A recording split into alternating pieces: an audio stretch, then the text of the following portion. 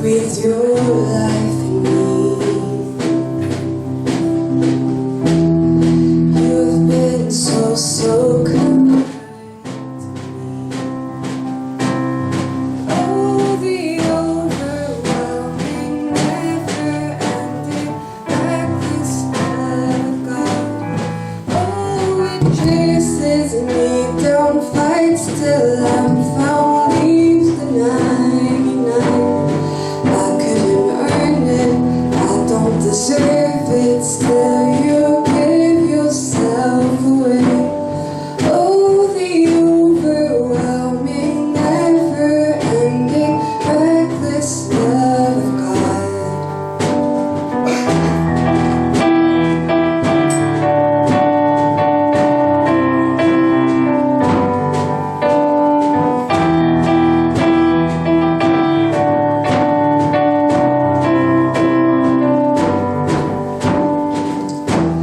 When I was your foe, still your love fought for me. You've been so good to me. When I felt no worth, you paid it all for me. You've been so kind to me. And oh, the overwhelming, never-ending, reckless love of God. Oh, it chases me down, fights till I'm found, leaves the 99. And I couldn't earn it, I don't deserve it, still you give yourself away. Oh, the overwhelming, never-ending, reckless love of God. There's no shadow you won't light up, mountain you won't climb up, coming after me. There's no wall you won't kick down, lie you won't tear down, coming after me. There's no shadow you won't light up, mountain you won't climb up, coming after me.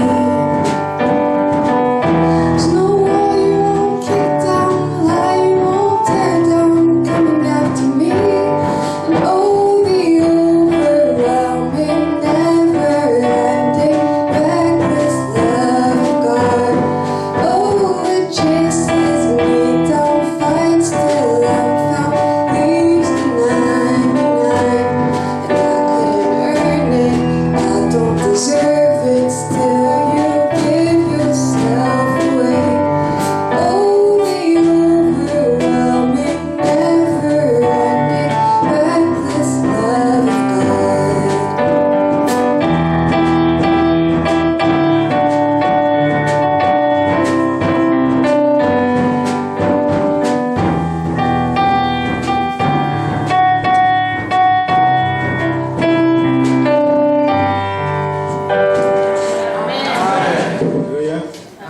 Alléluia. Alléluia.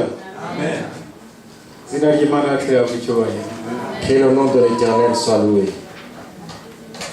Tugize umugisha wo kugera muri aka kanya. C'est toute une bénédiction d'être à ce moment. Kuko nkunda kubivuga kenshi ko hari ababa bakeneye kuba muri aka kanya nk'ako turimo cyangwa se aho bari bakaba bahumeka umwuka bazima ariko bakaba batabibashije. Et comme je le dis souvent, il y a des gens de par le monde, un peu partout, qui aimeraient avoir ce moment, mais qui n'ont pas la chance ou le privilège d'être là. Kuba twebwe rero tubasha guhumeka umwuka w'abazima ni ibitangazo bikomeye by'Uwiteka. Alors le fait que nous puissions respirer cette air de vie, c'est tout un miracle. Aya masaha ndagira ngo twese dufatanirize hamwe kuganira ku ijambo ry'Imana. Alors on va passer ces quelques heures ou ces quelques minutes en train de méditer sur la parole de Dieu. Kugira ngo tubashe kureba ibyatwubaka ndetse bizabashe no kuzatugeza mu bwami bw'iteka ryose. Alors pour y trouver le message qui non seulement va nous construire, mais un message qui va nous permettre aussi d'entrer dans le royaume de Dieu. Reka twese duce bugufi dusenge Imana.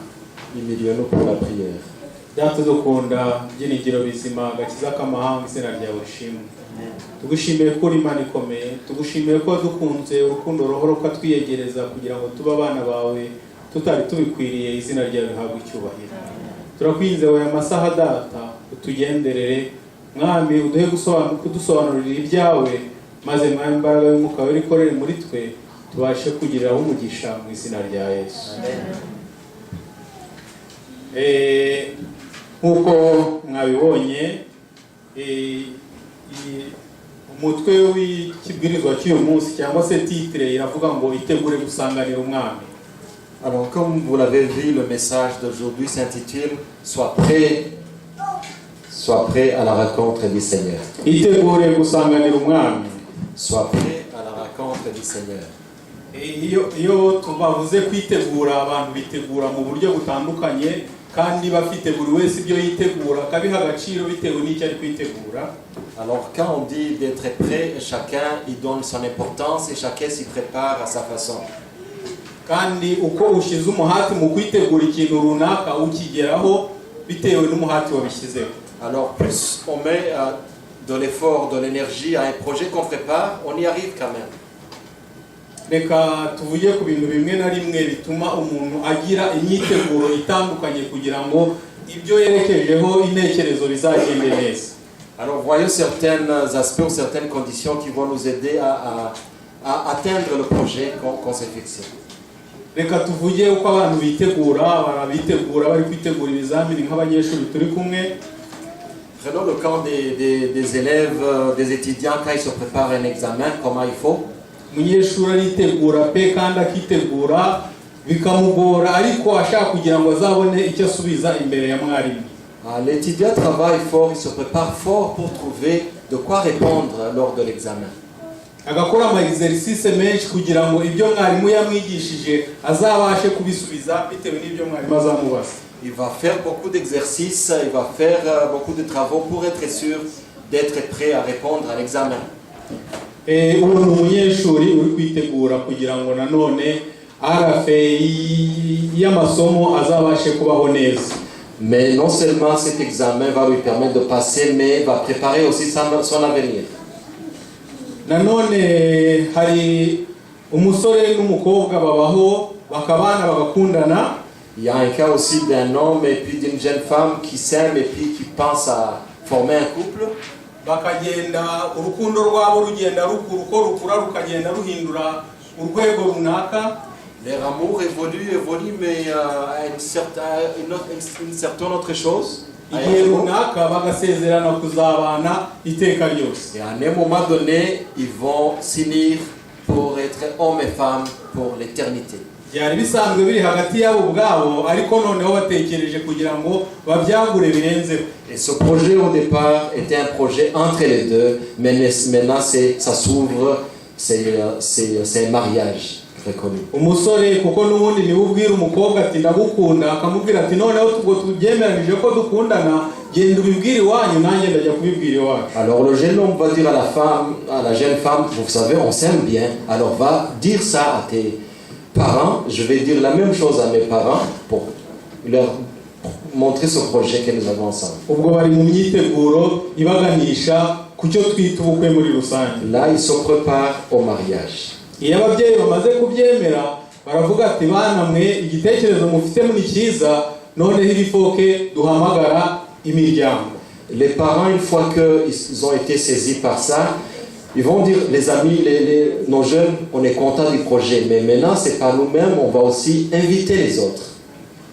Uko bahagaze bakagenda bitegura ubukwe kugeza bahamagaye abantu batandukanye bakaza kubashengerera ubukwe bukaba. Alors, il y a beaucoup de gens qui vont s'impliquer dans ce mariage, beaucoup de gens vont venir pour célébrer ce mariage. Ubwo ubukwe bukaba iyo bageze mu rusengero barabasezeranya, umwe akaba abaye umugabo undi akaba umugore. Alors c'est le jour J, le dernier jour, ils s'en vont à l'église, ils vont cérémonier le mariage et après ils vont devenir un homme et une femme. Iyo bitateguwe neza rero hari ingaruka ziza kuba bitewe n'imyiteguro bagize. si ce projet n'était pas bien préparé, il y a des conséquences. hari cases zagiye zibaho aho umusore ajya iwacu tumenyereye ko abantu bahurira ku murenge bagasezerana, ariko ikibazo kijya kibaho mu myiteguro iba yabayeho. Hari igihe mugera ku murenge aho muri busezeranire muri leta, umukobwa agategereza umusore akamubura. Alors qu'il y a les préparatifs qui ne se sont pas bien faits, il arrive souvent, mais pas souvent, il arrive fréquemment dans nos pays. Vous savez, les gens se rencontrent au secteur pour se marier, mariage civil. Alors il arrive que le monsieur se présente là, mais la madame n'est pas là, ou vice-versa. Umukobwa we rero ubwo uri kumwe n'umugabo wawe mukaba mwapanze uwo mushinga bikarangira umusore aje, ndavuga umugabo wawe umushimira uti ndamushimira ko waje amasezerano mawe wayujuje. Alors jeune fille, quand tu vois que vous avez fait son projet ensemble et que le même jour tu vois ton homme qui vient, il faut dire merci à Dieu parce que il y a quelque chose qui s'est concrétisé. Uruho ni ku ruhande rw'umusore, hari n'uruhande rw'umukobwa. Hari case imwe yabaye igihe bari mu rusengero, muzi ko pasteur avuga ati ese urabyemera, abaza umukobwa cyangwa akabaza umusore. Alors il y a un cas qui est arrivé alors qu'ils étaient à l'église pour faire le mariage et le pasteur qui demande à la femme, est-ce que tu es prêt, est-ce que tu dis oui à ce mariage? Ikibabaje bitewe na ya myiteguro itari myiza abantu bakoze natangiriyeho, umukobwa umwe bamubajije amaze ku pasteur amubajije se uremera kuba umufasha wa runaka, yarasubije ati bamumpambiriye. Parce que les préparatifs n'étaient pas bien faits, n'étaient pas bien ficelés au départ. Et lorsque le pasteur a demandé à la fille, est-ce que tu es prêt à épouser ce jeune homme? Et la fille a dit, non, je ne peux pas l'accepter parce que les gens m'ont forcé à se marier avec lui. Iyo bigeze gutyo rero kubera ko gushingiranwa rubo ari urukundo hagati y'ababiri, iyo habayemo guhakana ubwo murumva pasteur uko byamugendekeye. Imaginez-vous le pasteur qui est là devant cette situation. Quand les gens disent qu'ils s'aiment pas, il peut rien faire. Umukobwa baramureba bati nyabuna ubanza wibeshe. Pastor arongera asubiramo amagambo ati ese uramwemera? Ndati bamumpambiriye. Peut-être le pasteur s'est dit, mais peut-être il y a quelque chose qui ne va pas. Il a posé encore la question à la jeune femme, est-ce que tu es sûr, tu aimes ce jeune homme? La jeune fille a dit, non, je suis certaine, je n'aime pas cette personne, c'est parce qu'on m'a forcé à l'épouser. Murumva rero ubukwe ntabwo bwakomeza, pastor ntahandi yahera ubwo bukwe nabwo bwahagaririye mu rusengero amubenga atyo. Alors le pasteur ne pouvait rien faire et le mariage s'est arrêté juste dans l'église comme ça.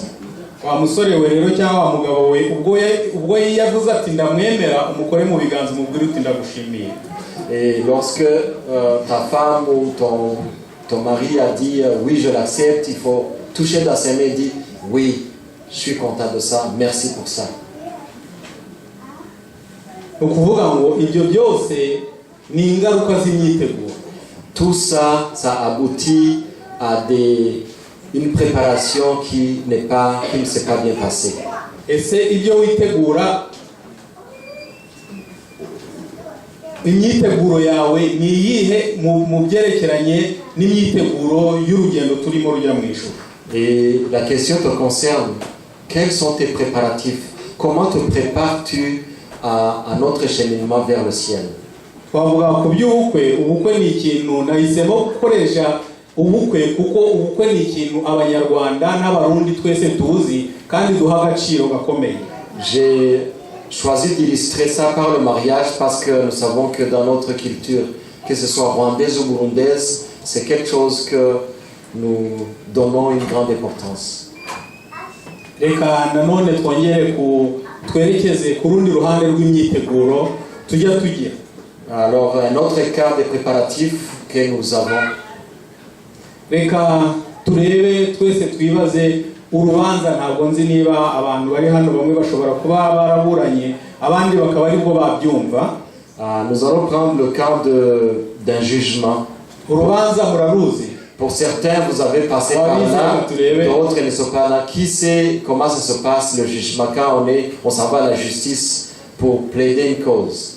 hari ababizi abandi bakaba batabizi, ariko cyane cyane nko mu bihugu by'iwacu ahantu haba amatiku n'amakimbirane atandukanye niho ibintu by'imanza biba bigwiriye. Et peut-être vous ne le savez pas souvent, mais dans nos pays, il y a toujours des cas de conflits, que ce soit des conflits familiaux, des conflits entre les nations. Il y a beaucoup de conflits là-bas, donc ce n'est pas le jugement qui manque là-bas.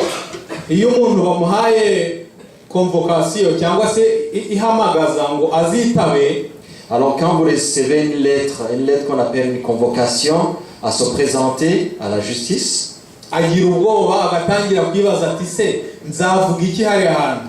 Et aussitôt on a peur parce qu'on se dit mais qu'est-ce que je vais dire? Ntabwo nigeze mperekeza umuntu umwe kuburana umunsi umwe. Alors une fois j'ai accompagné quelqu'un qui était assigné à un jugement. Umuntu yari kwitegura urubanza ashaka ibimenyetso byose bizamutsindisha. Alors quand quelqu'un se prépare à un jugement, il cherche toutes les preuves qui vont l'aider à remporter ce jugement. Yamara kubyegeranya akavuga ati byibuze ibi ngibi bizamfasha kwisobanura imbere y'umucamanza. Alors une fois qu'il a recensé toutes ces preuves, il va se dire oui, ça va m'aider à passer ce jugement. Ariko ibyo ntabwo bigarukira aho, aravuga ati ahari amategeko ashobora kuzangonga, ahari reka shake uzampagararira kugira ngo ibyo ntasobanuye neza azabisobanure. Mais ces preuves ne vont pas suffire parce que la personne va se dire il se pourrait qu'il y a des lois qui contredisent ce que je dis. Mais comme je ne connais pas ces lois, il va chercher un avocat, quelqu'un qui va le représenter. Imbere y'urukiko rero, alors devant la justice, haba hari umucamanza wicaye imbere, il y a un juge qui est assis devant vous, hakaba umushinjacyaha, et il y a un procureur qui est là. Umushinjacyaha baraho yiteguye gushinja wa muntu warezwe. Donc il est prêt à juger la personne qui a été assignée, donc la personne qui a été convoquée. Hakaba hari uregwa, donc la personne qu'on accuse, hakaba n'uri bumwunganire mu mategeko. Et il y a quelqu'un à côté qui va l'aider dans les lois, donc un avocat. Umucamanza rero aba yicaye imbere, ubundi umushinjacyaha akajyaho agatondagura ibyaha bya wa wundi aregwa, rimwe na rimwe biba bitari nabyo. Alors le juge qui est là pour écouter et le procureur qui est là pour énumérer toutes les erreurs, toutes les fautes de la personne qui est accusée. akamurega kugeza aho nawe niba wicaye muri audience imbere aho uvuga uturiya muntu koko ni umunyabyaha ruharo. Alors la personne va énumérer, des fois même il va exagérer, si bien que toi qui es assis là, tu te dis mais cette personne, il a tout fait ça, et c'est comme si, on le voit comme s'il était déjà coupable.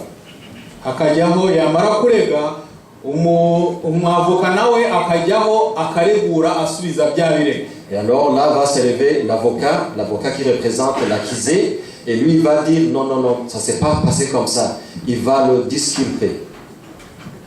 Ingorane zibaho rero iyo umwavoka ananiwe gusubiza gushaka ibimenyetso bishinjura bya bindi wa mushinjacyaha yavuze. Alors le cas devient compliqué lorsque l'avocat ne trouve pas assez d'arguments pour finalement contrecarrer ce qu'a dit le procureur. Kuko ayo niyo magambo umucamanza hariya wicaye imbere azaheraho akata urubanza rwa wa wundi.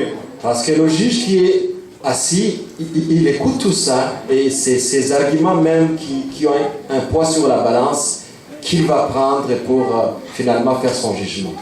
Icyo gihe twari mu rubanza ngeze aho ndagenda mbaza umucamanza twari kumushinjacyaha twari tuziranye, ariko biriya bintu wari gushinja uriya muntu rero manibyo. Et comme j'étais dans ce jugement-là, je suis par après allé voir le procureur. Je lui ai dit, mais est-ce que vraiment tout ce que tu disais à cette personne, est-ce que c'est des choses vraies? Yaransubije ati ngiyeho akazi kanjye no gushinja. Et il m'a dit, mon travail c'est de justement trouver tout ce qui va juger, tout ce qui va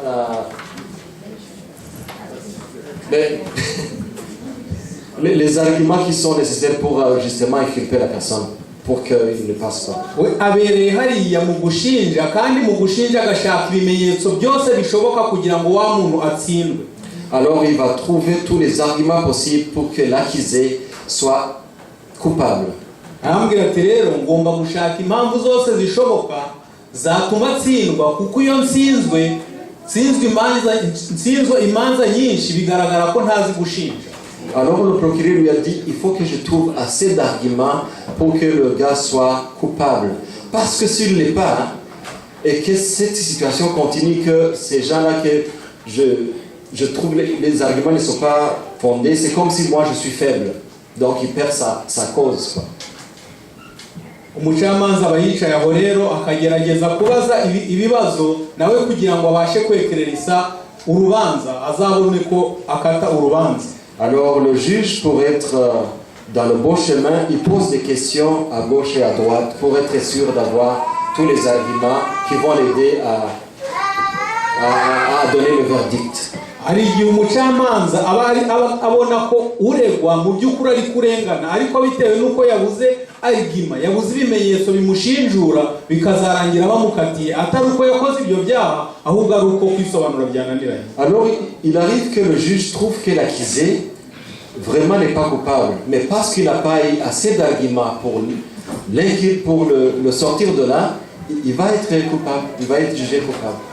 Niyo mpamvu rero urubanza narwo narusize mu bintu bigomba bisaba imyiteguro ihagije, kuko iyo utiteguye neza bizana igifungo. C'est pourquoi, comme le mariage, j'ai pris le cas d'un jugement parce que c'est une fois quand on ne s'est pas bien préparé, il y a des conséquences à ça.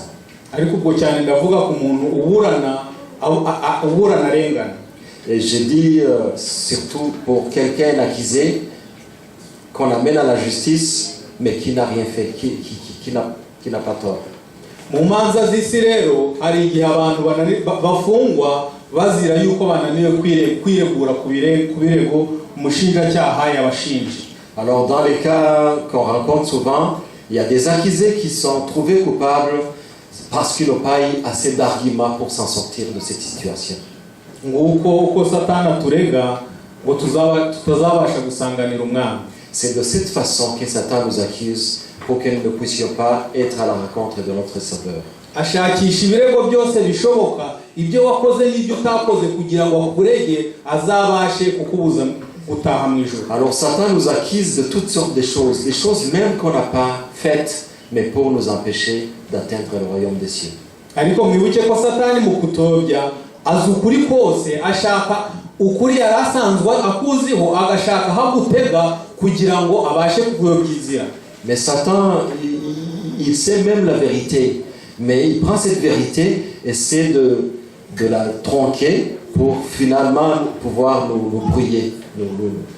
Niyo mpamvu imyiteguro yacu y'urugendo rujya mu ijuru bisaba kwitegura, kandi dufite ubwenge n'ubushishozi, dusaba n'Umwuka Wera kugira ngo abashe kudufasha muri byo. C'est pourquoi dans nos préparatifs vers notre cheminement vers le royaume de Dieu, nous devons être conscients de ce que nous faisons. Et ça ne peut pas venir de nous-mêmes, mais il faut demander aussi l'Esprit Saint pour qu'il nous assiste dans ces préparatifs. Kadusome amagambo ari mu mubwiriza igice cya 11 umurongo wa 9, hari amagambo avuga ngo Ecclésiaste chapitre 9. hari amagambo avuga ngo wa musore we, ishimira ubusore bwawe n'umutima wawe kunezeze mu minsi y'ubuto bwawe, kandi ujye ugenda mu nzira umutima wawe ushaka no mu mucyo wo mu maso yawe. Ariko menya yuko ibyo byose bizatuma Imana igushira mu rubanza. Nuko rero ikure umubabaro mu mutima wawe, kandi utandukanye umubiri wawe n'ibibi bikube kure, kuko ubuto n'ubusore ari ubusa. Donc ça c'est dans Ecclésiaste qu'on vient de lire. Ecclésiaste, on va lire ça en français. Ecclésiaste 11, verset 9. Et c'est des versets qu'on connaît bien. Ecclésiaste 9, on lit « Jeune homme, réjouis-toi de ta jeunesse. Livre ton cœur à la joie pendant les jours de ta jeunesse. Marche dans les voies de ton cœur et selon le regard de tes yeux. Mais sache que pour tout cela, Dieu t'appellera en jugement. » Mu by'ukuri rero ibyo bavuze iri somo ritubwiye ko wa musore we cyangwa se muri rusange nitwishimira ubuzima turimo. Ariko iyo Bibiliya cyangwa se n'umuntu wese iyo muri kuganira mukaganira akakubwira ariko ujye ugira ubwoba iyo muganiye nyuma agashyiraho ijambo ngo ariko. Le verset nous dit, jeune homme, réjouis-toi dans ta jeunesse. Mais, il y a le mot mais qu'il faut souligner. Dans les conversations courantes, que même quand vous parlez à quelqu'un qui te parle de bonnes choses, mais quand il dit mais, il faut ouvrir les oreilles parce que ce qui va suivre, c'est aussi intéressant. Ijambo ariko ni ijambo ribi kuko byanze bikunze rikurikirwa n'ikintu kitari cyiza gitandukanye n'ibyambere. Tout ce qui va suivre quand on a dit mais, c'est des choses différentes de ce qu'on a dit en premier. Et ce n'est pas des bonnes choses généralement.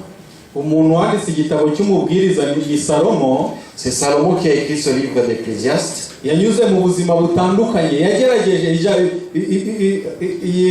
atubwira ko yagerageje byose, we ngo nta na kimwe atakoze. On sait qu'il a passé par diverses situations, toutes les choses il les a vues. Il a dit il a passé par à travers beaucoup de... Ibibi n'ibyiza byose yarabigerageje. En fait, il a tout vu. Ariko hano aravuga ngo ariko wibuke ko ibyo byose bizagushira mu rubanza. Mais par après il dit mais sache que tout ça viendra en jugement. Ngo nuko rero habeho kwikosora. Il faut que nous puissions nous rectifier le tir. No kuvuga ngo mu mibereho yacu ibyo dukora imibereho tubamo ibyo tuvuga ngo ibyo byose byandikwa mu gitabo mu bitabo byo mu ijuru. Alors dans notre vie active, tout ce que nous faisons, tout ce que nous disons, toutes ces choses sont écrites dans les livres de Dieu. Niba rero mu isi haba urubanza umunyabyaha akagaragara bigaragara ko no mu ijuru byanze bikunze iherezo ryacu byanze bikunze ntabwo rizagarukira ahangaha kuko tubwirwa ko Yesu naza azabaje guhemba bitewe n'ibyo buri wese yakoze. Comme il y a des jugements qui se font sur terre, il y a un jugement aussi qui est au ciel, qui se prépare. Et comme on le sait, Dieu nous dit, il va amener toutes choses en jugement et la personne va être récompensée selon ce qu'il aura fait. Ni ngombwa rero ko dutekereza ku mibereho yacu kuko nyuma y'ubu buzima hari ubundi buzima. Alors pensons à notre vie actuelle, qui est une vie très éphémère, parce que nous savons qu'il y a une autre vie qui se prépare devant nous. Abadivansi umunsi wa karindwi twizera ibitabo bya Ellen White nk'umwuka wo. Dans nous les adventistes, nous croyons au livre écrit par Ellen G. White, qui est une prophétesse. Tugiye gusoma amagambo ari mu gitabo cy'inama z'itorero. Ni igitabo yanditse agira inama itorero ryo muri kino gihe. Turareba kuri page ya 54. Alors on va lire dans le livre écrit par Ellen G. White, Conseil à l'Église. Et c'est des conseils qu'il a donnés à l'Église actuelle. Et ça se trouve à la page 59e page de ce livre. Mu Kinyarwanda ariko mu Gifaransa biri ku yindi page ntabwo bigendanye neza. Et donc on a regardé, c'est pas les mêmes pages qu'en Kinyarwanda, en français, mais on va les lire. Yerekwa ibizabaho mu minsi y'imperuka. Madamu White mu mayerekwa yagiye agira amayerekwa menshi, ariko hari n'amayerekwa yerekwa twebwe muri bino bihe byacu biheruka. Nous savons que Madame Ellen White a eu beaucoup de révélations, de visions, mais il a aussi vu une génération qui était dans les années futures, ce qui est notre génération actuelle. Hari amagambo yanditse avuga ngo kuri iyo page ya 54 mu Gifaransa biri kuri page ya 59. Donc tout est bien, c'est conseil pour les églises à la 59e page. Hari amagambo avuga ngo nabonye marayika ahagaze afite iminzani mu ntoke ze apima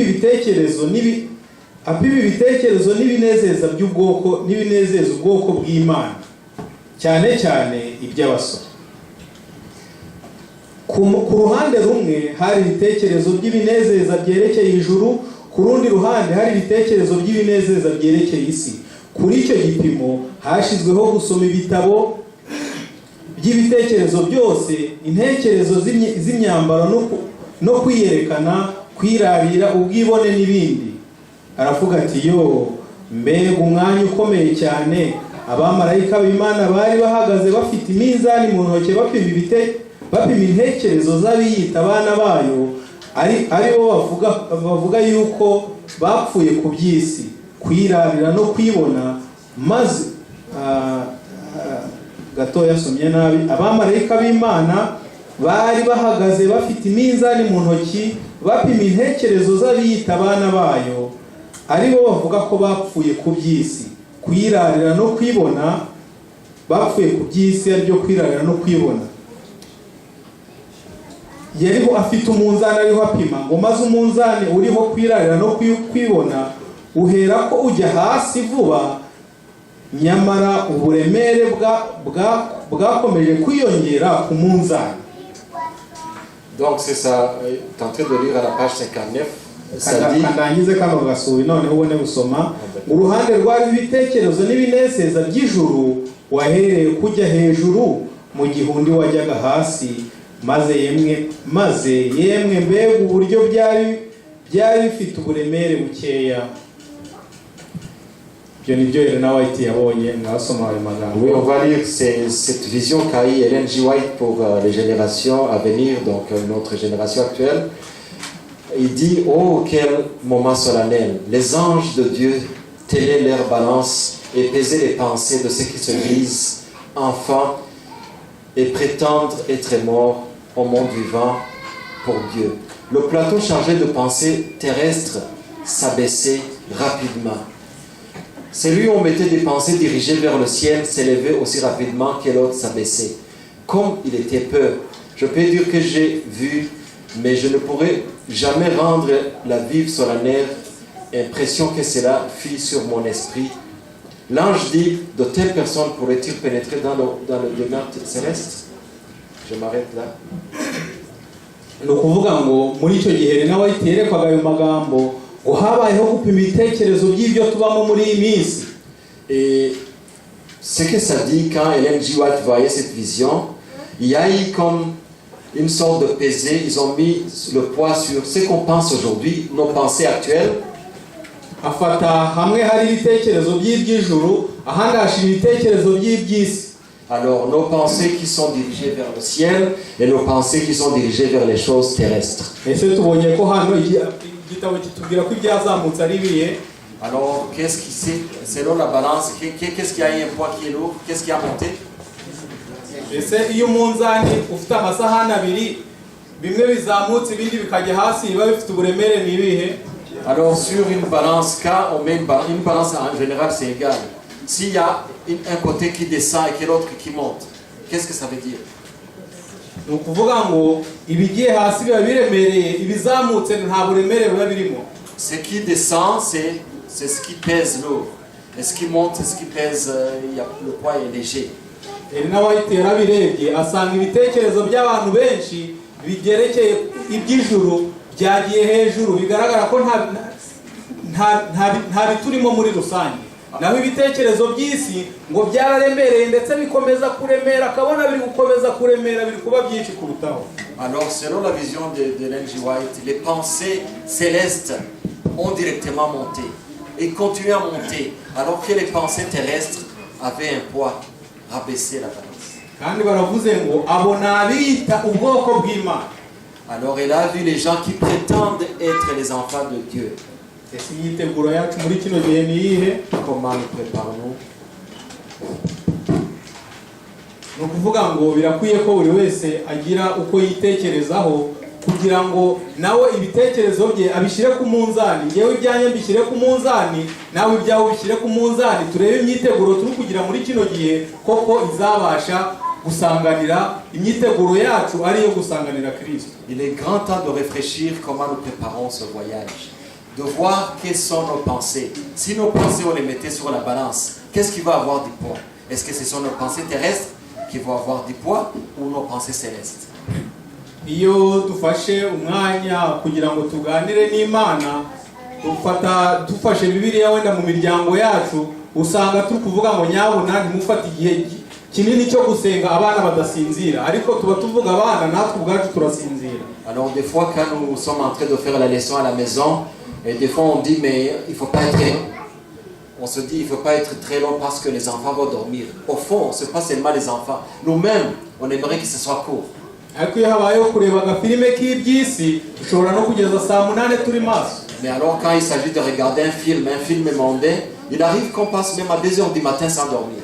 Wenda ninge bibaho gusa, ariko nawe wakwibaza uti mbese ngiye ku ruhande rwanjye bihagaze gute? Ça m'arrive moi, peut-être, mais je sais pas de votre côté comment ça se passe. Biradusaba ko buri wese yitekerezaho kuko ibihe turimo ni ibihe bikomeye. Nous sommes dans les derniers moments de la fin, nous sommes dans les temps difficiles. Il est grand temps que nous puissions faire une introspection nous-mêmes. Satani yabwiye ingabo ze ngo mugende mubateze kwihugiraho be gutekereza iby'Imana. Satan a envoyé ses anges, il leur a donné un message. Allez leur donner, les convaincre de rester dans leur pensée, de rester dans leurs problèmes quotidiens, mais de ne pas penser à Dieu et à ce qu'il faut faire. Kuko azi ko yatsinzwe rero arashaka bazarimburanwa nabo, reka tube maso tutazarimburanwa nabo. Parce qu'il sait que déjà Satan est vaincu, il ne veut pas partir seul, mais il veut amener un grand groupe. No kuvuga ngo rero niba turi mu myiteguro turi kwitegura kujya gusanganira Kristo, ni ngombwa ngo tugire imyiteguro ihamye kandi yitegura kujya kumusanganira. Et si nous sommes conscients que nous sommes dans le chemin qui nous prépare vers le ciel, il faut que nous nous préparions en conséquence. Nigeze ngera ku kibuga cy'indege dusohoka, nari kumwe na muramu wanjye witwa Gasore, twari twagiye Dubai. Alors moi et mon beau-frère, on était à l'aéroport de Dubaï, alors qu'on sortait de l'aéroport. Tugisohoka dusanga hari abantu bafite pankarite zanditseho amazina y'abantu. Et lorsqu'on sortait de l'aéroport, on a vu les gens qui avaient des pancartes avec des noms. No kuvuga ngo niba ikiramenyesha wa muntu isanire hagati yanyu mwembi ni icyapa afite mu ntoki. Isano iri hagati y'umuntu uri hanze, no kuvuga ngo niba umuntu aje kukwakira ku kibuga cy'indege ntabwo akuzi, bisaba kugira ngo abe afite pankarite iriho izina ryawe. Effectivement, donc la personne qu'on a envoyé te chercher, cette personne ne te connaît pas. La seule relation, c'est seulement la pancarte qu'il a, la pancarte qui porte ton nom. No kuvuga ngo niba ugeze ku kibuga nawe utazi iyo uri bujye, uragenda uri kureba ufite pankarite yawe. Alors vous sortez de l'aéroport, vous ne savez pas où aller, vous allez juste trouver le pancarte qui porte votre nom. Se mutekereza ko n'iby'Imana ari uko? Pensez-vous que les choses de Dieu c'est de la même façon?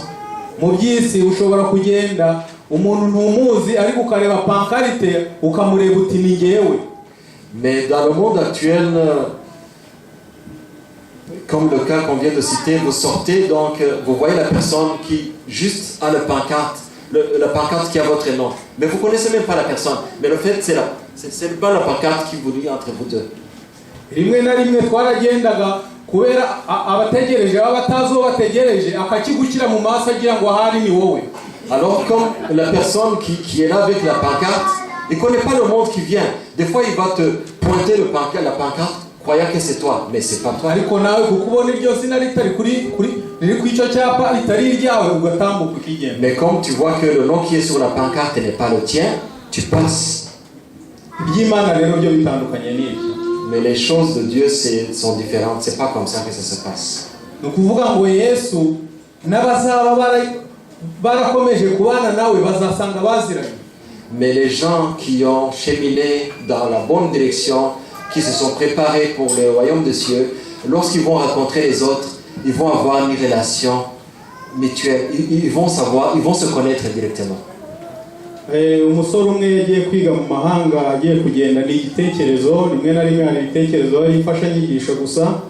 C'est une histoire d'un jeune homme qui est parti à l'étranger pour étudier. Agiye kwiga kubera ko yakundanaga n'umukobwa, aramubwira ati mukobwa naragukunze cyane ariko kubitewe n'igihe nzamara ntarakimenya neza ngusigiye ikanzu uzayambare kugira ngo igihe nzaza nzakumenye.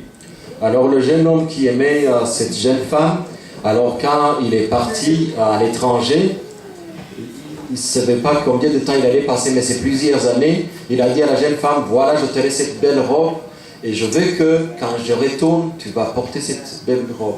Umusore aragenda aratinda amara igihe ataragaruka, umukobwa ageze aho abivamo aravuga ati aratinze reka niyambarire indi kanzu. Alors que des années passaient, mais la jeune fille s'est dit, mais ce jeune homme-là, il tarde à venir.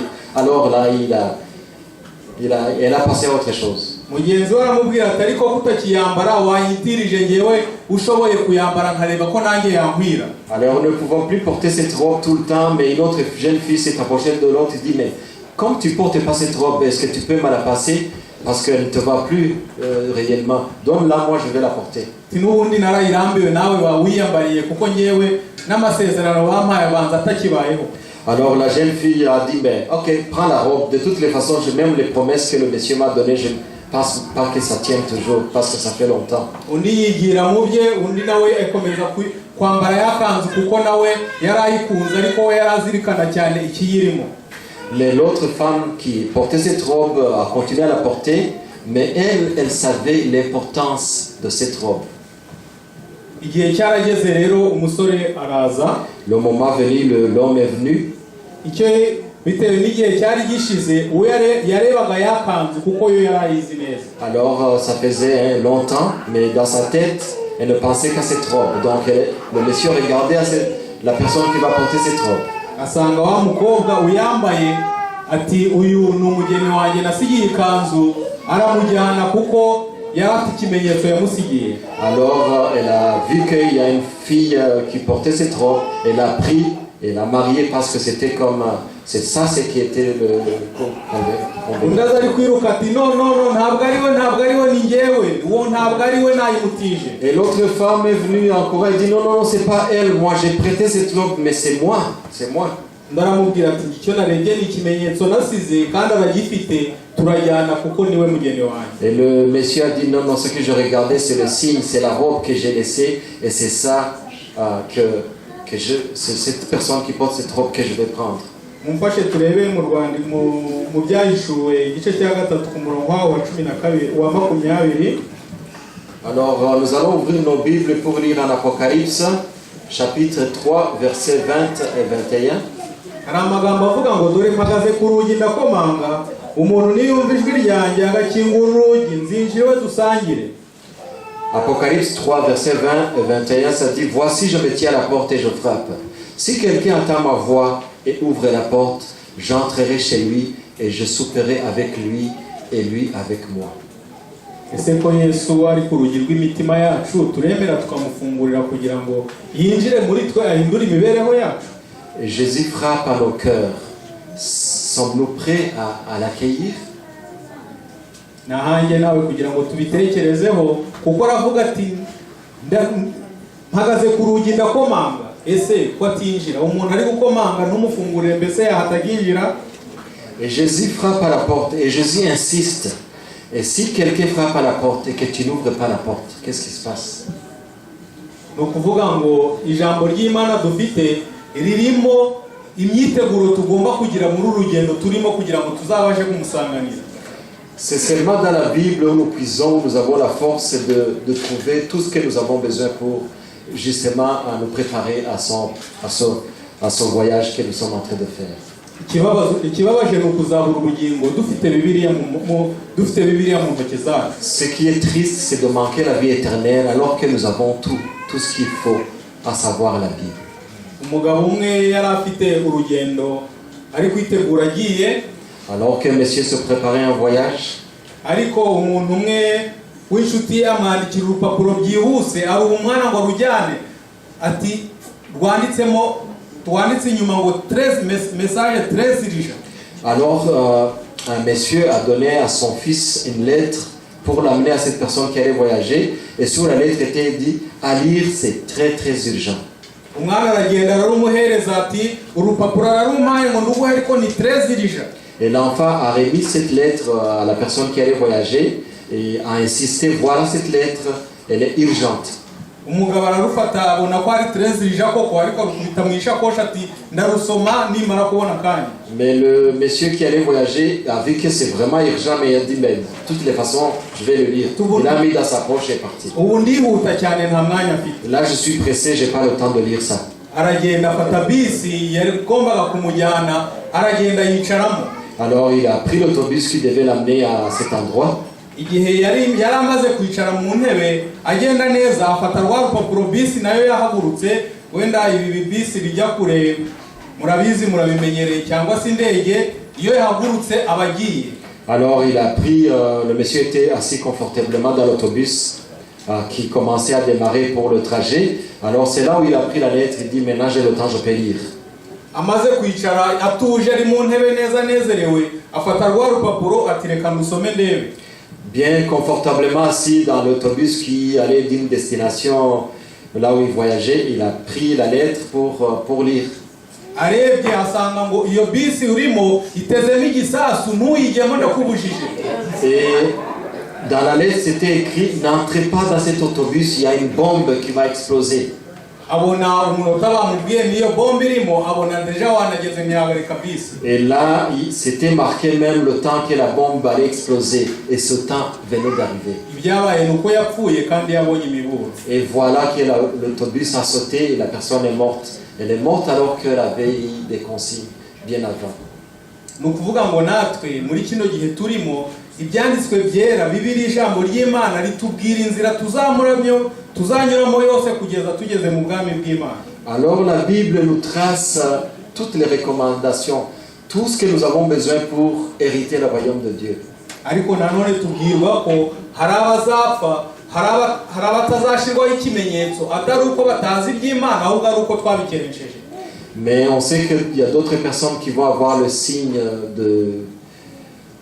disons la marque de la bête, non seulement parce qu'ils ne savaient pas, mais ils connaissaient bien la parole de Dieu, mais c'est parce qu'ils n'ont pas mis en pratique ce qu'ils disaient.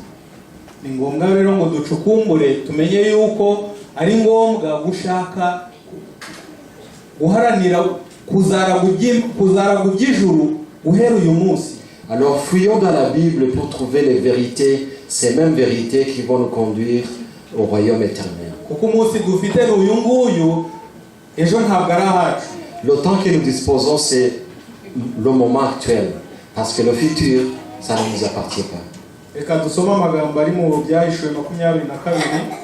Nous allons ouvrir nos Bibles encore pour lire dans le Apocalypse chapitre 22. Murongo wa 12 amagambo avuga ngo dore ndaza vuba nzanye ingororano kugira ngo ngororere umuntu wese ibikwiriye ibyo yakoze. Apocalypse 22 au verset 12.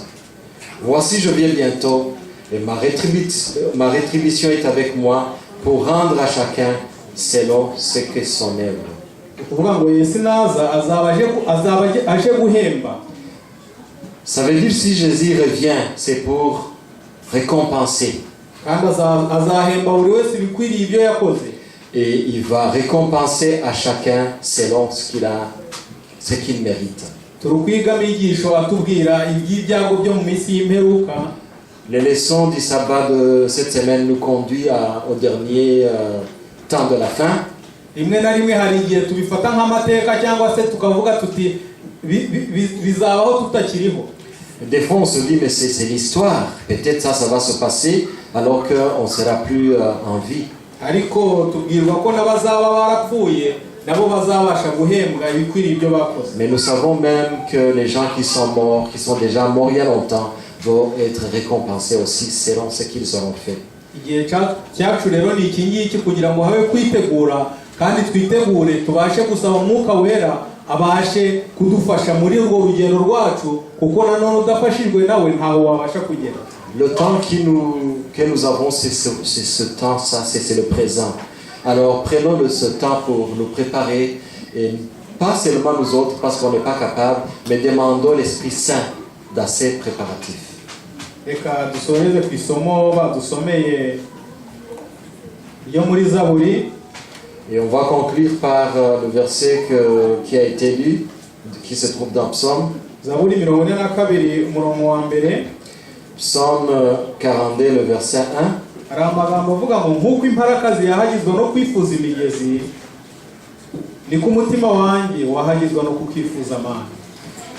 Le psaume 42 qu'on a lu, c'est dit: comme une bûche soupire après des courants d'eau, ainsi mon âme soupire après toi, ô Dieu. Ni ukuvuga ngo imparakazi iri gushaka amazi bigaragara ko yiruka cyane, iri kuyahigiye kuko iba mu ishyamba mu butayu, bigaragara ko yiruka cyane kugira ngo uyashake bitewe n'umwuma ifite n'inyota. Alors une bûche, quand elle cherche l'eau, d'habitude les bûches se trouvent dans un endroit un peu désertique, elle va courir longtemps pour chercher l'eau. Birasaba ko rero natwe tugira ubushake n'umwete wo gushaka iby'Imana, kuko iby'Imana nabyo biratwaranirwa kandi bikagishwamo imbaraga. Alors nous devons fournir autant d'énergie, autant d'efforts pour chercher tout ce qui va nous nourrir, tout ce qui est la parole de Dieu, pour pouvoir, dans notre cheminement que nous avons vers le ciel. Kandi Imana yadusezeranije ko ibizabidukorera nitubijyana mu bushake n'umwete wacu wose. Et Dieu nous a permis qu'il va nous aider lorsque nous y mettons notre effort. Reka Imana idufashe muri iki gicamunsi. Demandons à Dieu de nous aider cet après-midi. Iduhe kugira inyota y'ijambo ry'Imana tugifite hakiri igihe, pour que nous ayons soif de la parole de Dieu alors que nous avons encore, alors que nous respirons. Uko ibyanditswe byera bitubwira ko mu gihe giheruka hari abazirukanka bari gushaka ababwiriza butumwa bati nyabuna mutubwire ijambo turarikeneye muri tubwire, ariko bizaba byarangiye. Alors que dans les derniers temps, alors que ce sera trop tard, il y a des gens qui vont courir auprès des pasteurs pour demander: s'il vous plaît, donnez-nous cette parole qu'on n'a pas entendue, mais ce sera trop tard. Ubwo rero twebwe tugifite umwanya wo kurishaka, tugifite umwanya wo gushaka agakiza kandi tukakabona, mureke dufatanize hamwe kugashaka. Ibyo mbasabira nanjye nisabira mu izina rya Yesu. Alors que nous avons la chance d'être en vie, mettons nos énergies, tous nos efforts à la recherche de la parole qui va nous aider à atteindre le royaume de Dieu. C'est ma prière ce matin pour vous et pour moi.